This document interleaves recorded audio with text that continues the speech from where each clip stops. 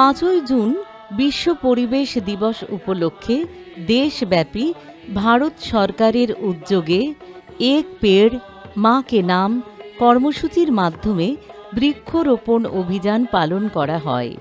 পরিবেশ রক্ষা, সবুজায়ন বৃদ্ধি এবং আগামী প্রজন্মের জন্য একটি সুস্থ ও সুন্দর পৃথিবী গড়ে তোলার লক্ষ্যেই এই কর্মসূচি গ্রহণ করা হয়েছে। দেশের বিভিন্ন শিক্ষা প্রতিষ্ঠান, সরকারি দপ্তর ও সামাজিক সংগঠনের পাশাপাশি শান্তিনিকেতনের বিশ্বভারতীতেও দিনটি যথাযোগ্য মর্যাদার সঙ্গে পালন করা হয়।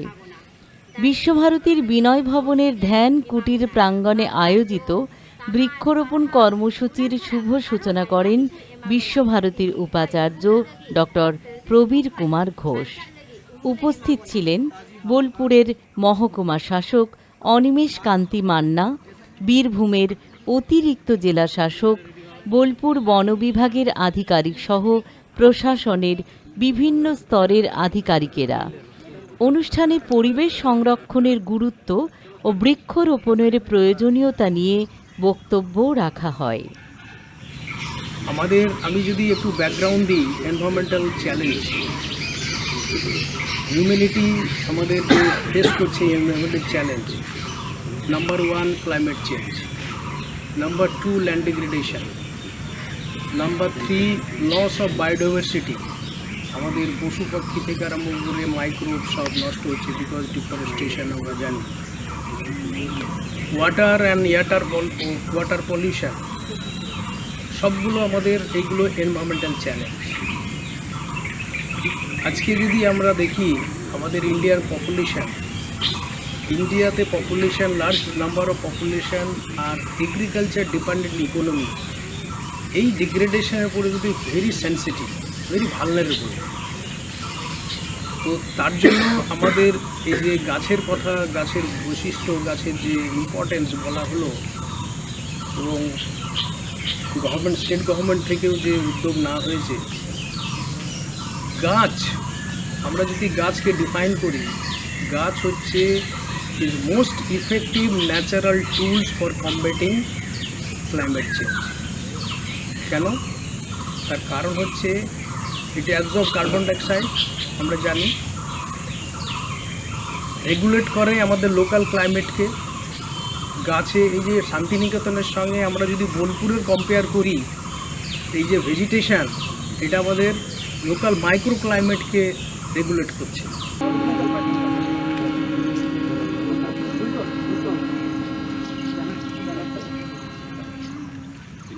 ত্রয়ম্বকম যজামহে সুগন্ধিম পুষ্টিবর্ধনম উর্বারুকমিব বন্ধনাৎ মৃত্যুর্মোক্ষামৃতা। শুধু বিনয় ভবনেই নয়, বিশ্বভারতী ক্যাম্পাসের বিভিন্ন বিভাগ, ভবন চত্বর এবং সংলগ্ন এলাকা জুড়ে দিনভর বৃক্ষরোপণ কর্মসূচি গ্রহণ করা হয়। কর্মসূচিতে ছাত্রছাত্রী, অধ্যাপক অধ্যাপিকা, গবেষক, শিক্ষাকর্মী ও অশিক্ষক কর্মচারীরা স্বতঃস্ফূর্তভাবে অংশগ্রহণ করেন। সকলে সম্মিলিত প্রচেষ্টায় বিভিন্ন প্রজাতির ফল, ঔষধি ও ছায়া দানকারী গাছের চারা রোপণ করা হয়।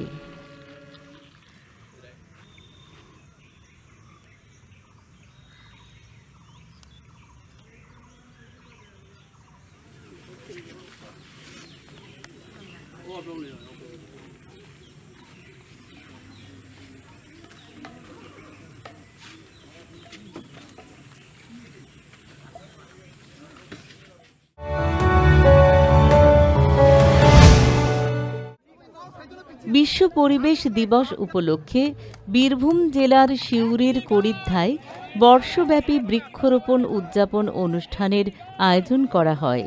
অনুষ্ঠানে উপস্থিত ছিলেন রাজ্যের মন্ত্রী জগন্নাথ চট্টোপাধ্যায়, বীরভূমের জেলা শাসক ধবল জৈন, বীরভূমের পুলিশ সুপার সূর্য প্রতাপ যাদব সহ জেলার অন্যান্য প্রশাসনিক আধিকারিকেরা।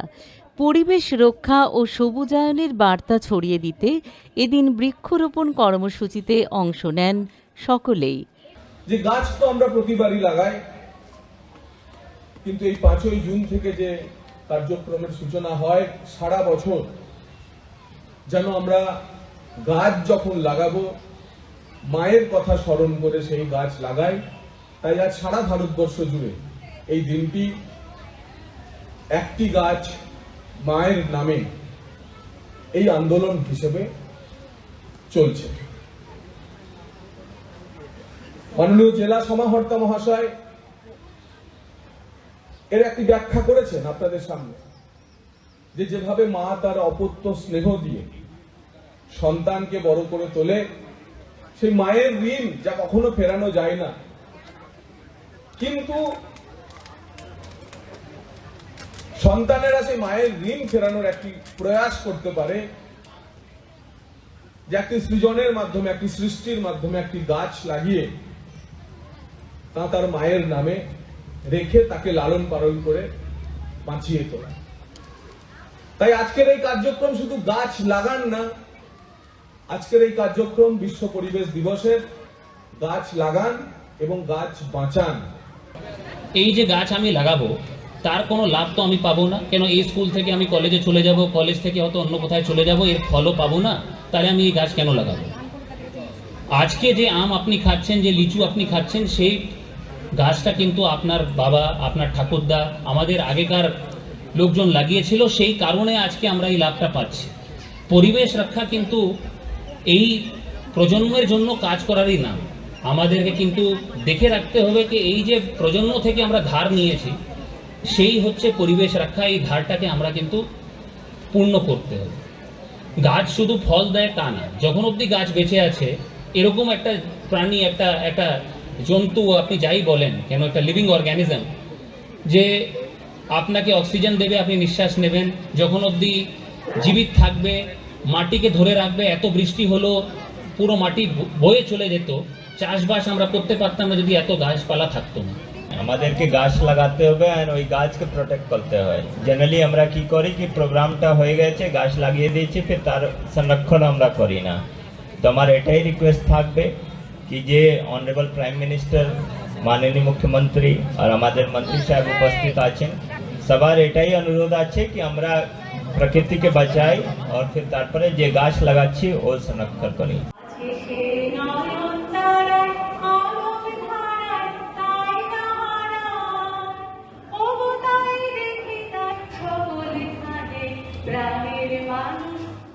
অন্যদিকে সিউড়ির বেণীমাধব স্কুল প্রাঙ্গণে সিউড়ি পৌরসভার উদ্যোগে পৃথক বৃক্ষরোপণ অনুষ্ঠানের আয়োজন করা হয়।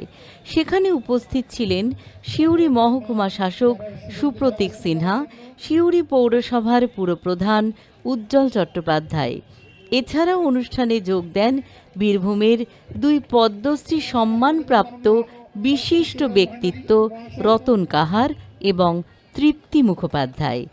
বিশ্ব পরিবেশ দিবসকে সামনে রেখে জেলার বিভিন্ন প্রান্তে বৃক্ষরোপণ ও পরিবেশ সচেতনতা কর্মসূচির মাধ্যমে সবুজ বীরভূম গড়ে তোলার বার্তা তুলে ধরা হয়। আমরা সেই গাছ পরিবে তোলার যে মূল কারিগর, সেই গাছকে রক্ষা করতে হবে।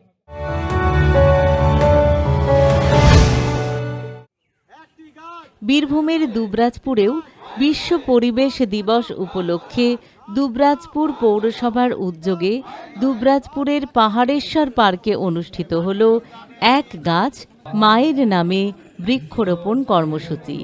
পৌরসভার সূত্রে জানা গিয়েছে, কর্মসূচির অংশ হিসেবে দুবরাজপুর পৌর এলাকার বিভিন্ন স্থানে মোট 200টি বৃক্ষরোপণ করা হয়েছে। পরিবেশের ভারসাম্য রক্ষা ও আগামী প্রজন্মের জন্য একটি সবুজ ভবিষ্যৎ গড়ে তোলার লক্ষ্যে এই উদ্যোগ নেওয়া হয়েছে বলে জানানো হয়। যে একটি গাছ মায়ের নামে, যে অভিযান অনেক আগে থেকেই শুরু হয়েছিল এবং সেটা একটা গণ আন্দোলনে বলতে পারি, যে গাছটাকে যাতে ব্যাপকভাবে যাতে মানুষ লাগায়, তার জন্য একটা মেসেজ দেওয়া।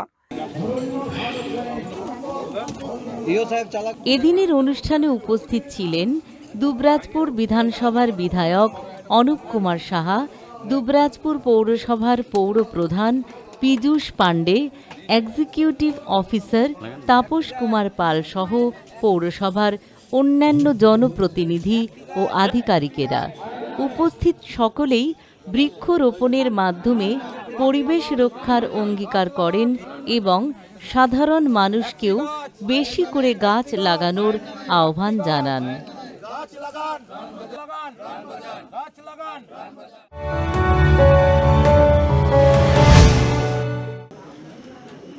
কেন্দ্রীয় সরকারের উদ্যোগে 1 জুন থেকে 30 জুন 2026 পর্যন্ত সারা বীরভূম জেলায় মাসব্যাপী ক্ষেত বাঁচাও কর্মসূচির সূচনা হল। বিশ্বভারতীর রথীন্দ্র কৃষি বিজ্ঞান কেন্দ্রে আয়োজিত উদ্বোধনী অনুষ্ঠানে উপস্থিত ছিলেন বিশ্বভারতীর উপাচার্য ডক্টর প্রবীর কুমার ঘোষ, লাভপুরের বিধায়ক দেবাশিস ওঝা, ডিডিএ বীরভূম সন্দীপ চট্টোপাধ্যায়, পল্লী শিক্ষা ভবনের অধ্যক্ষ পরেশ চন্দ্র কোলে, অধ্যাপক পার্থ প্রতিম ধর, অধ্যাপক বিনয় কুমার সোরেন এবং রথীন্দ্র কৃষি বিজ্ঞান কেন্দ্রের প্রধান বিজ্ঞানী ডক্টর সুব্রত মণ্ডল সহ আরও অনেকে। আমি যদি ধানের জমির কথা বলি, ধানের জমিতে আমরা বস্তার পর বস্তা ইউরিয়া কিংবা ডিএপি দিয়ে যাচ্ছি। আমাদের দরকার কতটা সেটা কিন্তু আমরা কোনোভাবেই চিন্তা করি না, এবং বস্তার পর বস্তা দিয়ে যাওয়াতে আমাদের দরকার কি দরকার না সেটা না চিন্তা করে পয়সাটা কোথায় থেকে আসবে, দামটা কোথায় থেকে, দাম তো বেড়েছে, আপনারা ভালো করেই জানেন। তো এই জন্যই আপনারা জানেন যে আমাদের মাননীয় প্রধানমন্ত্রীর উদ্যোগে এটাতে ক্রেডিট আপনার সয়েল টেস্টিং কার্ড, সয়েল টেস্টিংয়ের যে 2014 পরে শুরু হয়েছে, যে সয়েল হেলথ কার্ড দেওয়া হয়েছে, সেটা একটা ভালো একটা অভিযান শুরু হয়েছিল এবং সেটা এখনও চলছে। তো আপনাদের আশপাশে যে সয়েল টেস্টিং ল্যাবরেটরি আছে সেটা আমাদের স্টেটেও আছে, আর সবথেকে আমাদের বিশ্ববিদ্যালয়ে এই পল্লী শিক্ষা ভবনে ভালো ফেসিলিটি সয়েল সায়েন্স ডিপার্টমেন্টে আছে। সেখান থেকে সয়েল হেলথ কার্ড ডিস্ট্রিবিউট করা হয়েছে গ্রামে। এক্স্যাক্ট কতটা সেটা আমার জানা নাই, তবে রেগুলার প্রোগ্রাম চলছে সেটা জানি। তবে একবার আমি আমার বৈজ্ঞানিককেও বলবো, আপনাদেরকেও বলবো যে 4 বছর 5 বছর আগে যে সয়েল টেস্টিংটা করা হয়েছে, আপনার জমির নাইট্রোজেনের মাত্রা কত, ফসফরাসের মাত্রা কত এবং পটাশের মাত্রা কত, এই তিনটেই এরা করে। সেইটা কিন্তু 4 বছর আগে যেটা করেছিলেন সেটা বাড়তেও পারে, কম হতেও পারে। তো এই জন্য প্রত্যেক 2-3 বছর অন্তর অন্তর আবার টেস্ট করা উচিত। আমরা কৃষি বিজ্ঞান কেন্দ্র, এগ্রিকালচার কলেজ, এগ্রিকালচার ইউনিভার্সিটি, রাজ্য সরকারের সমস্ত দপ্তর, বিভিন্ন এনজিও, বিভিন্ন ফার্মার্স প্রডিউসার অর্গানাইজেশন সবাই মিলে একসঙ্গে 1 মাস ধরে আমরা ক্ষেত বাঁচাও অভিযান করব এবং এই জেলার বিভিন্ন গ্রাম পঞ্চায়েত লেভেলে আমরা যাব এবং চাষিদের কাছে গিয়ে এই অভিযান সম্পর্কে এইটার উদ্দেশ্য এটা আমরা বলবো। বাংলার সাথে সাথে পশ্চিমবঙ্গের উন্নয়ন তো হবেই, তার সাথে বীরভূমের উন্নয়নের এই 2 জন কারিগরকে পেয়েছি। এদের দ্বারা আমরা সমস্ত দপ্তরের কাজ, ওনাদের দপ্তরের তো হবেই, বিশেষ করে যেগুলো আমরা পিছিয়ে পড়া জেলা হিসাবে যেগুলো আছি সেগুলো আগামী দিন বড় উন্নয়ন হবে, এই আশা ভরসা আমার আছে ওনাদের কাছে। অনুষ্ঠানের মঞ্চ থেকে কৃষকদের হাতে ধনিচা বীজ, উন্নত মানের সজিনা গাছের চারা এবং মাটি পরীক্ষার শংসাপত্র তুলে দেওয়া হয়। যে এটা আমরা 6টা ফসল পর্যন্ত একটা করার পরে ব্যবহার করতে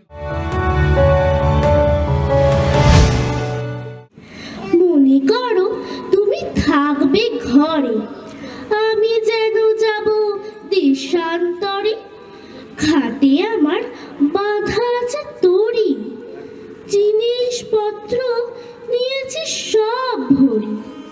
বোলপুরের অন্যতম সাংস্কৃতিক প্রতিষ্ঠান হোমানল সাহিত্য ও নাট্য গোষ্ঠী এক পা করে 47 বছরে পদার্পণ করল।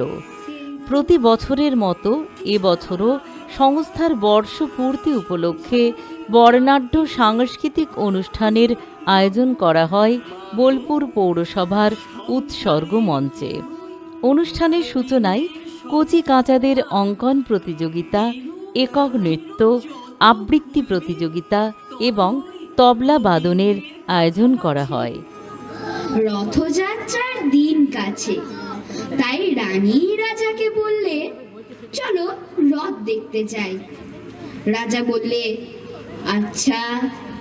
ঘোড়া শাল থেকে ঘোড়া বেরোলো, হাতি শাল থেকে হাতি। দিঘির ধারে ওই যে কিসের আলো, এমন সময় হায় রে রে, ওই যে কারা আসতেছে ডাকছে রে। তুমি ভয়ে পালকিতে এক কোণে ঠাকুর দেবতা স্মরণ করছো মনে। বেয়ারাগুলো পাশের কাটা বনে পালকি ছেড়ে কাঁপছে ধরো ধরো। আমি যেন তোমায় বলছি ডেকে, আমি আছি, ভয় কেন মা করো। আজিয়ে প্রভাতে রবির কর, কেমনে বসিল প্রাণের পর। কেমনে বসিল গুহারো আধারে প্রভাত পাখির গান। না জানি কেন রে এতদিন পরে জাগিয়া উঠিল প্রাণ, জাগিয়া উঠেছে প্রাণ। ওরে উথলে উঠেছে বাড়ি, ওরে প্রাণের বাসনা প্রাণের আবেগ রুধিয়া রাখিতে নারী। মেঘের কোলে রোদ এসেছে, বাদল গেছে টুটি। আজ আমাদের ছুটি ও ভাই, আজ আমাদের ছুটি। কি করি আজ ভেবে না পাই, কোন পথ হারিয়ে কোন বোটে যাই। কোন মাঠে যে ছুটে বেড়ায় সকল ছেলের ঝুটি। মরিতে যাই না আমি সুন্দর ভুবনে, মানবের মাঝে আমি বাঁচিবার চাই। এই সূর্য করে এই পুষ্পিত কাননে, জীবন্ত হৃদয় মাঝে যদি স্থান পাই। মাগো আমায় ছুটি দিতে বল, সকাল থেকে পড়েছি যে মেলা। এখন আমি তোমার ঘরে বসে করব শুধু পড়া পড়া খেলা। ভজন পূজন সাধন আরাধনা সমস্ত থাক পড়ে, রুদ্ধ দ্বারে দেবালয়ের কোণে কেন আছিস ওরে।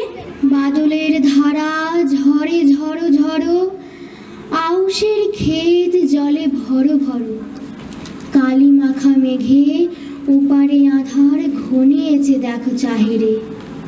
ওগো আজ তোরা যাস নে ঘরের বাহিরে। দেখি সহসা রথ থেমে গেল আমার কাছে এসে, আমার মুখ পানে চেয়ে নামলে তুমি হেসে।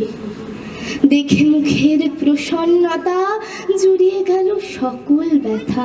দেখি সহসা রথ থেমে গেল আমার কাছে এসে, আমার মুখ পানে চেয়ে নামলে তুমি হেসে। দেখে মুখের প্রসন্নতা জুড়িয়ে গেল সকল ব্যথা।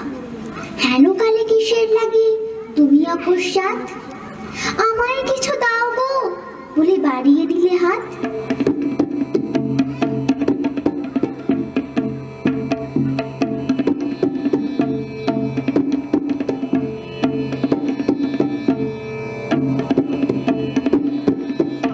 দিনভর বিভিন্ন সাংস্কৃতিক পরিবেশনার পর মঞ্চস্থ হয় বিশেষ নাটক ত্রিরত্ন। সমাজ দর্শন, সম্প্রীতি ও আধ্যাত্মিক চেতনার উজ্জ্বল প্রতীক এই নাটকটি রচনা ও নির্দেশনা করেন সংস্থার প্রতিষ্ঠাতা সম্পাদক গোরাচাঁদ সেনগুপ্ত। যে সমাজের মধ্যে শোষণ আছে, নির্যাতন আছে, শোষক যেমন আছে শোষিত আছে, এই সকল মানুষের দুঃখ বেদনা যন্ত্রণা ঘাত প্রতিঘাত উপেক্ষা এই সব নিয়েই আমাদের নাটকের পথ চলা। আর এই নিয়েই আমরা মানুষের কথা এক প্রকার বলি এবং মানুষের যে দৈনন্দিন জীবন যন্ত্রণা সেই যন্ত্রণার কথাই বেশিরভাগ আমাদের নাটকের বিশেষ অংশ বলে আমি মনে করি। ঘোষাল বাড়ির পূর্বপুরুষেরা এই ঐতিহ্যবাহী বৈষ্ণব মন্দির নির্মাণ করে গেছে, আর আমি সেই বাড়ির পুত্রবধূ। এ রক্ষার দায় আমারও, আমাদের সবার। এই বৈষ্ণব মন্দিরে বহু সাধু সন্তদের সমাগম ঘটেছে। আর আজ সম্প্রীতির কি মধুর মেল বন্ধন, একদিকে মনসুর তো আর একদিকে মানি, একজন গির্জা হতে বহিষ্কৃত তো অপরজন দেশ হতে বিতাড়িত। প্রভুর কি লীলা! উভয়ে এই সর্বধর্ম সমন্বয়ের ছত্র ছায়া।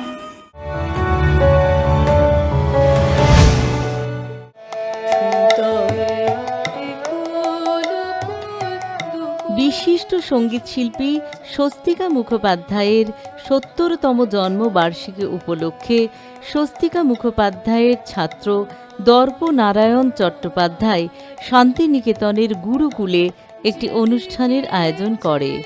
বিশিষ্ট সঙ্গীত শিল্পীরা এই অনুষ্ঠানে যোগদান করেন।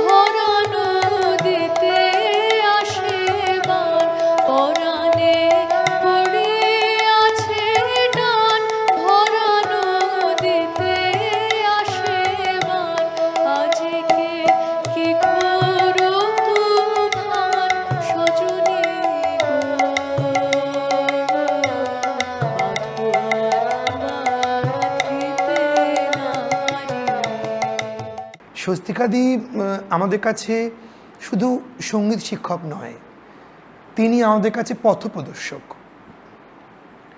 এবং একটা সঙ্গীত শিল্পী, যে ছোট্ট শব্দটি, এর যে কত বড় সংজ্ঞা, কত বড় ডেফিনিশন, সঙ্গীত শিল্পী আসলে কাকে বলে, একজন পূর্ণাঙ্গ সঙ্গীত শিল্পী হতে গেলে কি কি করতে হয়, কি কি শিখতে হয়, সেগুলো দিদি আমাদেরকে প্রতি মুহূর্তে প্রতিনিয়ত হাতে ধরে শিখিয়েছেন। স্বস্তিকা মুখোপাধ্যায় বাংলার ২০ শতকের শুরুর বৈচিত্র্যময় সমৃদ্ধ সঙ্গীত ধারার অন্যতম কণ্ঠসঙ্গীত শিল্পী ছিলেন। তাঁর খ্যাতি রবীন্দ্রসঙ্গীতে হলেও দ্বিজেন্দ্র গীতি, অতুল প্রসাদ ও রজনীকান্তের গানেও তিনি সমান সাবলীল ছিলেন। বিশ্বভারতী সঙ্গীত ভবনের অধ্যক্ষ পদেও ছিলেন তিনি। জন্ম ১৯৫৬-র ৫ই জুন। পিতা সংস্কৃত ভাষার অধ্যাপক মহামহোপাধ্যায় ডক্টর গোবিন্দ গোপাল মুখোপাধ্যায় ও মাতা মাধুরী মুখোপাধ্যায় দুজনেই ছিলেন সঙ্গীত শিল্পী। সাংগীতিক পরিবেশে বড় হওয়া শিল্পীর প্রথম সঙ্গীত শিক্ষা পিতামাতার কাছে। পিতামাতার কারণেই তিনি দ্বিজেন্দ্রপুত্র দিলীপ কুমার রায়ের সংস্পর্শেও আসেন। তোমায় নতুন করে পাবো বলে হারাই ক্ষণে ক্ষণ ও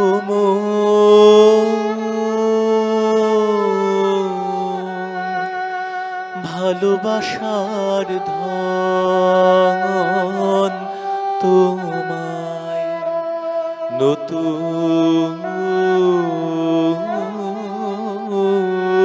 করে পাবো বলে দেখা দেবে বলে তুমি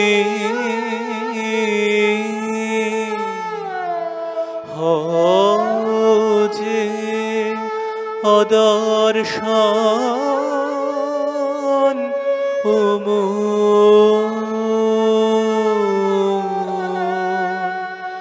ভালোবাসার ধন তোমায় নতুন করে পাবো বলে। শ্যামার কণ্ঠে যিনি গান গাইছিলেন আমি তাকে অতটা দূর থেকে বুঝতেও পারছিলাম না, বলা ভালো আমি তাকে চিনতাম না ওই বয়সে। অনেকক্ষণ গান শোনার পরে আমার মনে হলো জানতে হবে কণ্ঠটি কার। আমার পাশে যিনি বসেছিলেন তার কাছে আমি জানতে চাইলাম যে যিনি গাইছেন তিনি কে। বললেন সঙ্গীত ভবনের অধ্যাপিকা স্বস্তিকা মুখোপাধ্যায়। তুমি সৎ স্বরূপ ও জগতের কারণ এবং জ্ঞান স্বরূপ ও সকলের আশ্রয়, তোমাকে নমস্কার। শান্তিনিকেতনের পাঠভবনের ছাত্রী ছিলেন স্বস্তিকাদি। বিদ্যালয়ের পড়াশোনার সঙ্গে সঙ্গে বিশিষ্ট সঙ্গীত শিল্পী শীতাংশু রায়, শান্তিদেব ঘোষ, কণিকা বন্দ্যোপাধ্যায় সহ নানা জনের কাছে গান শেখার সুযোগ পান। নীলিমা সেনের কাছেও শিল্পী সঙ্গীতের তালিম নেন। সঙ্গীত চর্চার মধ্যেই বিশ্বভারতীতে ইংরেজি ভাষা ও সাহিত্য নিয়ে পড়াশোনাও করেন। আমার মন তুমি নাচ লবে গোরে, আমার মন তুমি নাচ লবে গোরে, আমি আছি বসে সেই আশা ধরে, তুমি লবে গোরে, আমার মন তুমি নাচ। তুমি কি গাইবে এখন, বলো কি শোনাবে? আমি একটু আজকে শোনাবো। সবার গান শুনে ভীষণভাবে মুগ্ধ হচ্ছি এবং সকলকে আমি আমার আন্তরিক প্রীতি, শুভেচ্ছা, ভালোবাসা জানাচ্ছি। নাই বা ডাকো রইব তোমার